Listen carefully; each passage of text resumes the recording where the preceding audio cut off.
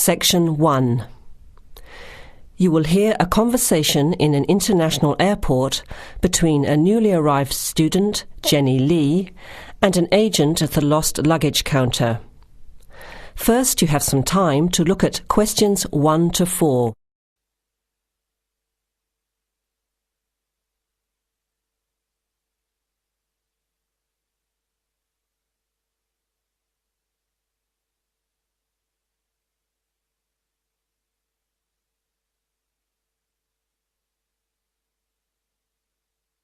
Notice that an example has been done for you. This time only, the conversation relating to the example will be played first.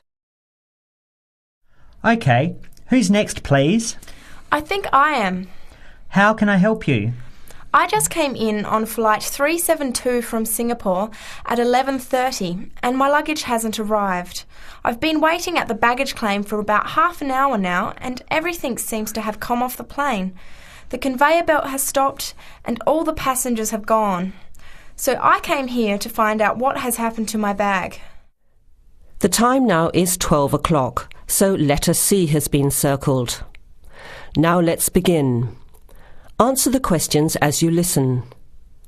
You will hear the recording once only. Listen carefully to the conversation and answer questions 1 to 4. OK, who's next, please? I think I am. How can I help you? I just came in on flight 372 from Singapore at 11:30 and my luggage hasn't arrived. I've been waiting at the baggage claim for about half an hour now and everything seems to have come off the plane. The conveyor belt has stopped and all the passengers have gone. So I came here to find out what has happened to my bag. Can I see your ticket, please? Here it is. So you came from Hong Kong today and changed planes in Singapore, right?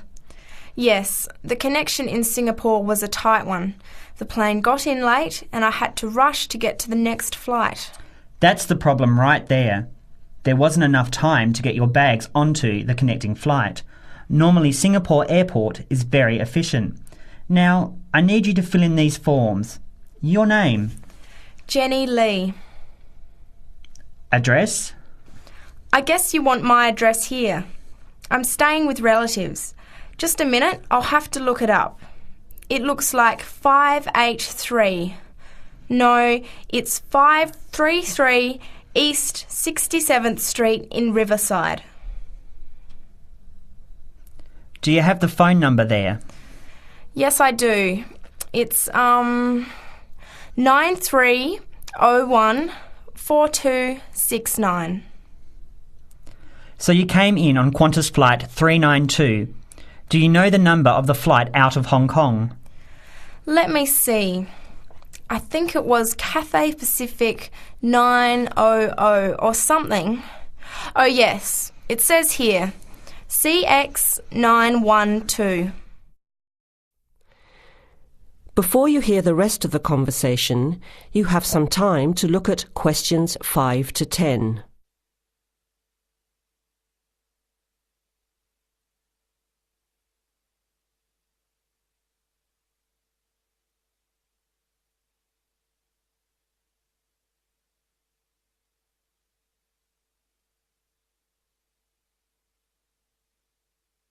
Now listen and answer questions 5 to 10. Right. Now, I need a description of the luggage. How many pieces did you check in? Just one. Can you describe it for me? Here is a picture to help you. Okay. It's a big bag, like this one. Rectangular. Not hard shell, but soft covered, and it has a zipper around the front. Is it black? No, sort of a grey colour. Any identification?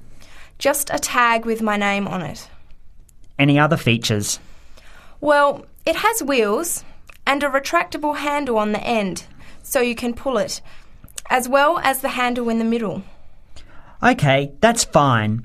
Now, if your bag missed the connection, I'm sure it'll be put on the next flight. I'll email Singapore as soon as I finish here. The next flight comes in at 17:50. That's 10 to 6 this evening. You can pick it up then. 10 to 6? That's too long to wait. Can I get my uncle to pick up the bag on his way home from work? Sorry, you have to be here yourself to clear customs. Of course, I almost forgot. Will the bag come here, to this desk? Yes. You pick it up here, then take it over to the customs area.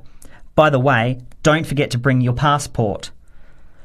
You will also need to have the key plus your ticket with a baggage claim number on it. Oh, okay. Guess I'll have to come back tomorrow then. It's lucky I packed everything I need for now in my carry-on bag. Yes, that's always a good idea. Be prepared. That is the end of section 1. You have half a minute to check your answers.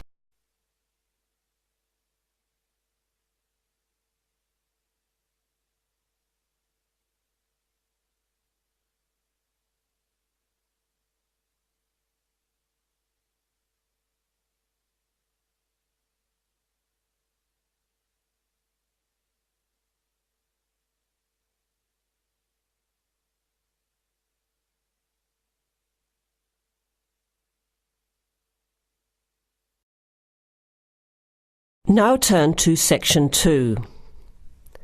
Section 2.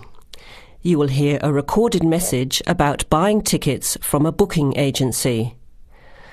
First, you have some time to look at questions 11 to 15.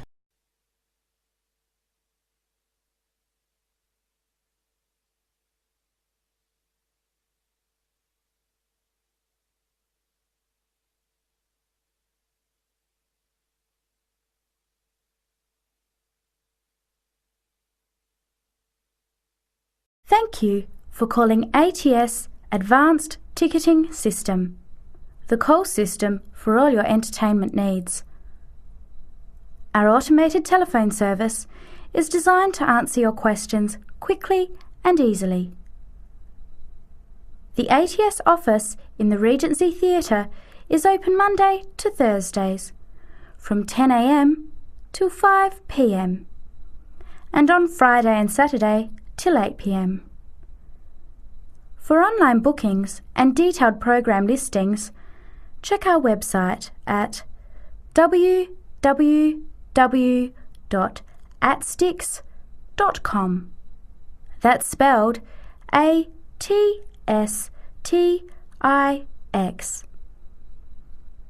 Please listen to the choices available. You may press your choice as soon as you hear it to get more information. For sporting events, including the Western International Tennis Classic, press 1. For the Formula 1 Grand Prix, press 2. For classical music, including the upcoming Philharmonic Orchestra series, press 3. For theatre and dance, press 4. For other inquiries, please hold the line. Before the recorded message continues, you have some time to look at questions 16 to 20.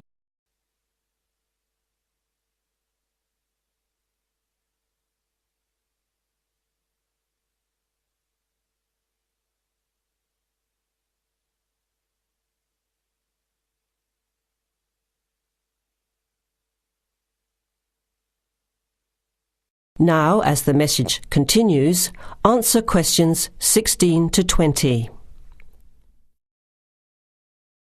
Ticket prices for the Formula 1 Grand Prix on the 10th until the 14th of March are as follows. General admission. Thursday, $27. Concession, $10. Friday, $37. Concession, $15. Saturday, $55. Concession, $35. Sunday, $70. Concession, $65. Concession rates apply to children under 14 and to students, seniors and pensioners on presentation of a valid card. Grandstand seating. 4-day tickets covering the 6 main grandstands cost $299. However, pit straight tickets are $350, and seats at the chicane cost $450 each. Children under 3 are admitted free to the general admissions area, and children under 14 are eligible for concession prices. Gates open at 8 a.m. Thursday and Friday, and 7:30 Saturday and Sunday.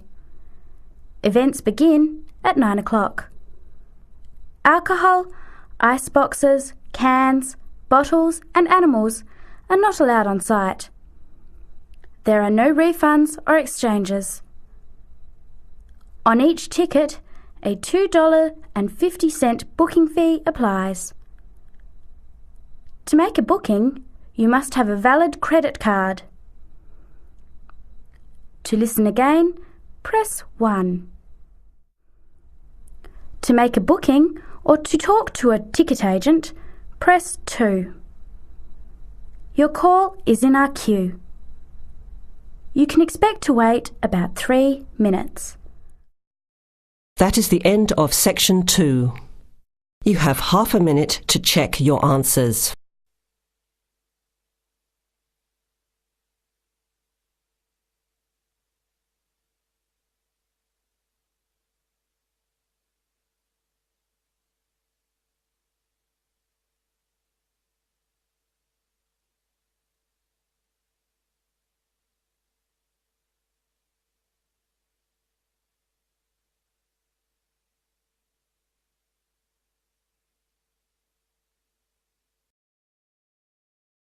Now turn to Section 3.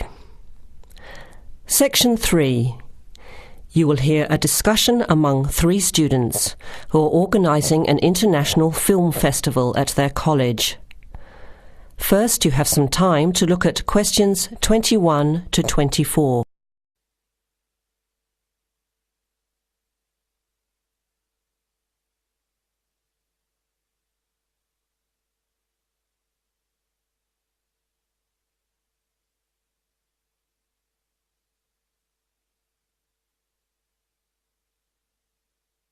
Now listen carefully to the first part of the discussion and answer questions 21 to 24.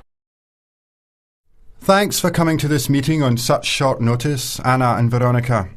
It looks like we have just become the organising committee for this year's International Film Festival. We've all just met, so perhaps we should start by an introduction with a bit of background from each of us. Okay, I'm Anna. I finished 3 years of a languages degree in Sweden, where I come from. This year I decided to study overseas to get to know a different part of the world. I'm also a big fan of European cinema, especially French and Italian. Those are the languages I majored in, along with English. To me, film is a great way to learn about the rest of the world. I was in the film club at my university, so when I saw the notice asking for volunteers, I thought it would be a good way to meet people and get involved in something I really enjoy. Thanks, Anna. My name is Veronica and I come from Italy. I'm doing graduate studies in English literature. I went to some of the films in the festival last year and enjoyed them. I especially liked the video interviews. That was when I decided to get involved. I used to do film reviews for our student newspaper back home. Hi, I'm Chris from Scotland and I'm in 4th year journalism. Cinema is my hobby. Last year I joined the organising committee just like you have now, and somehow this year I've ended up in charge. I'm actually able to use my coordinating work on the festival towards a credit for one of my courses. I have to write up a report on the festival with recommendations, so that's an extra motivation for me. So I hope this is going to be a good experience for us all. OK, where would you like to start? How about a general overview of the festival? I don't really know much about it. Well, the film festival was started by International Student Society 5 years ago and has grown every year. It is held over 4 nights during study break, Wednesday to Saturday. Normally we show 3 films a night. Last year we tried to choose films from different parts of the world that fit together in some way, maybe a similar theme. Or we could feature a type of film like action films or science fiction. Now you have some time to look at questions 25 to 30.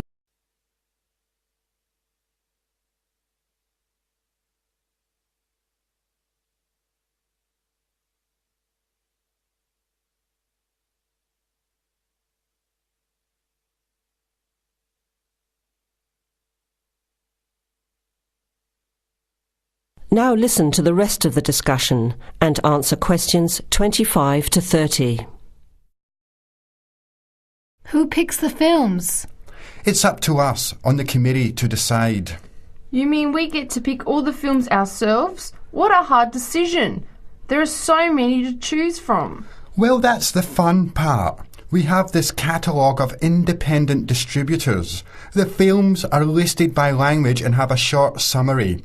We just have to go through it to find a good combination of films that will attract an audience. Veronica mentioned something about interviews. How does that fit in? We set up cameras in the foyer of the theatre and did live interviews before, during intermission and after the screening. Anyone from the audience could come up and talk about the film. The Broadcasting and Journalism School set it up and ran the interviews. They were shown on big screens around the lobby and in the theatre. It went over really well. We had a long lineup of students waiting to be interviewed on TV. Everybody wanted their minute of fame. Great idea. Yeah, it worked really well. We should certainly do something similar again. Maybe even develop the idea further, like a website with audience reviews and discussion, so we can get as much participation and involvement as possible. Hey, that's a good idea. Can I ask a question? None of the films are in English, right? Are they dubbed or subtitled? Well, we do occasionally choose a film in English, but only from unusual places where the dialect is so strong they sometimes need subtitles, like the Caribbean or even Scotland. The majority of films in the festival are foreign language, dubbed in English. We've learned from experience that students don't like reading subtitles. Maybe they read too much already. Whatever the reason, the subtitled films get smaller audiences, so we avoid them as much as possible. So how large an audience can we expect, and how much does it cost to get in? It costs $5 per film or a $20 pass for the whole event. All 12 films for the real movie fan. We would have broken even last year, except for a bad storm on the Friday night. We almost had to cancel the whole thing. But overall, we had a good turnout, more than 2,000 people in 4 days. Oh, that's what I was wondering about, the financial part. Where does the funding come from? What kind of budget do we have? The festival is subsidised by the Student Council. We generate money through advertising and through admission charges. We'll go over the budget in details a little later, but we've got lots of work to do in the meantime. I guess we have to start pretty soon. Well, I think by the 1st of March at the latest. We need to select all the films. Then we have to find some advertisers to sponsor the event. That shouldn't be too hard. We'll just start with last year's list. Our deadline for that should be the middle of March. By the end of March, we need to design the programme. Then we can get posters made up and distributed in April. Like you said, we need some clever promotion, something to generate interest and get people talking. We have 4 months to get ready. It should be enough time. OK, where do we start? Let's start by talking about films, since that is the best part, and see what we come up with. What was the best film you saw last year? That is the end of section 3. You now have half a minute to check your answers.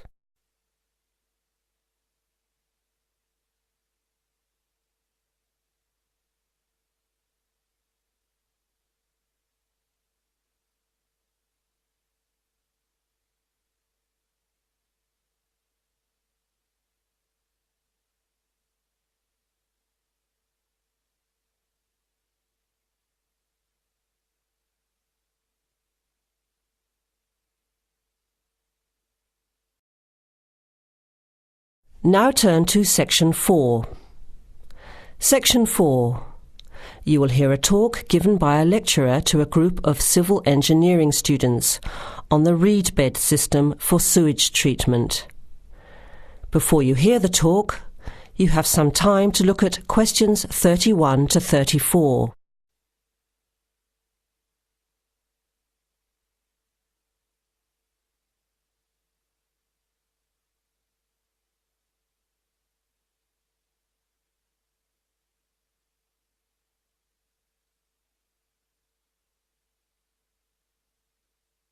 Now listen carefully to the first part of the talk and answer questions 31 to 34. Thank you for inviting me to speak to you today about what is now called the reed bed sewage treatment system. This system uses naturally occurring reeds to treat domestic and industrial waste. It's an environmentally friendly alternative to normal systems. You all know what reeds are like, don't you? Those tall plants with hollow stems that grow in wet places, like marshes, for example. Here's how the system works. First of all, an artificial marsh is created.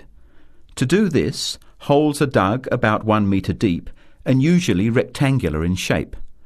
They are then lined with clay or plastic, and the liner is covered with gravel. After that, a system of tubing is laid, with holes in it, and more gravel is added to cover that. Finally, reeds are planted in the bed. The sewage is brought to settling tanks. From there, it is distributed to the roots of the reeds through the tubing. Note that the waste material enters the beds underground and remains underground.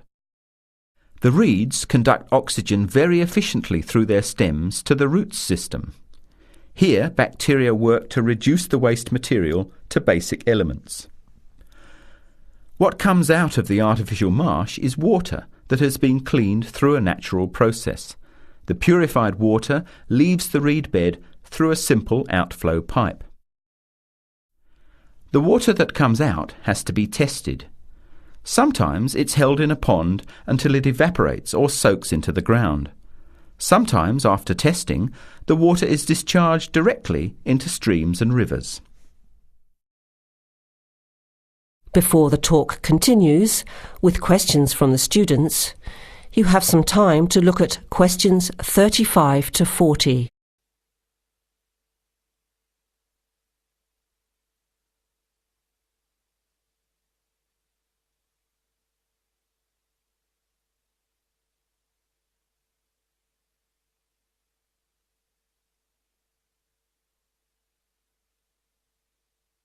Now, as the talk continues, answer questions 35 to 40.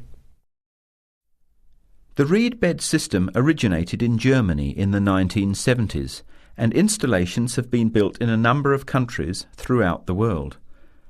To give you an idea of the size and appearance of a reed bed installation, an area of 3 by 5 metres approximately would be adequate for a single house. It would look like a pond overgrown with reeds.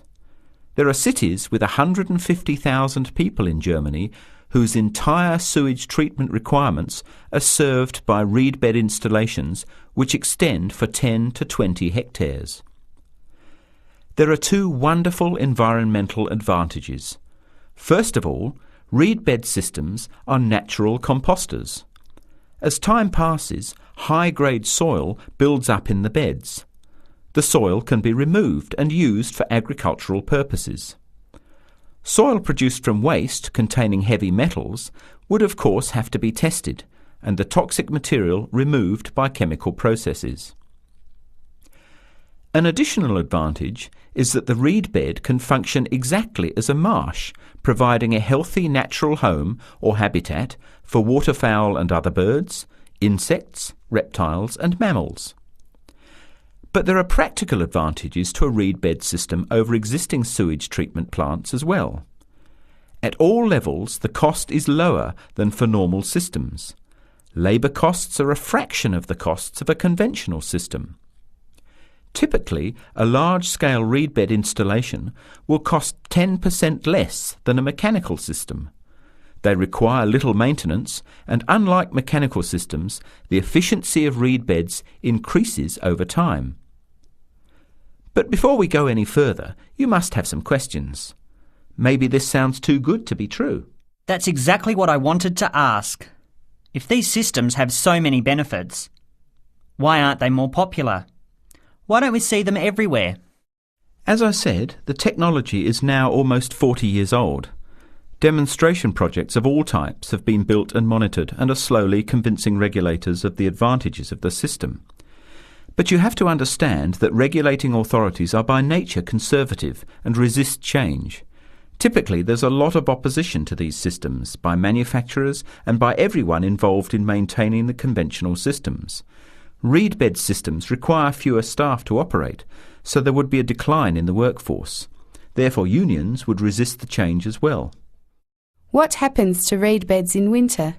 Does the efficiency decrease?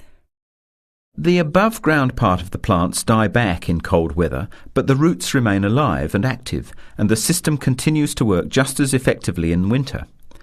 As soon as the weather warms up, new reeds appear and grow quickly. Is there a problem with mosquitoes in these ponds?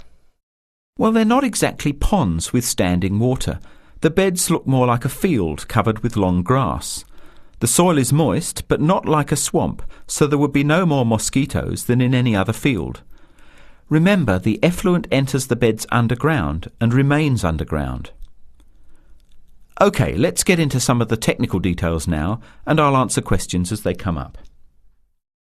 That is the end of section 4. You will now have half a minute to check your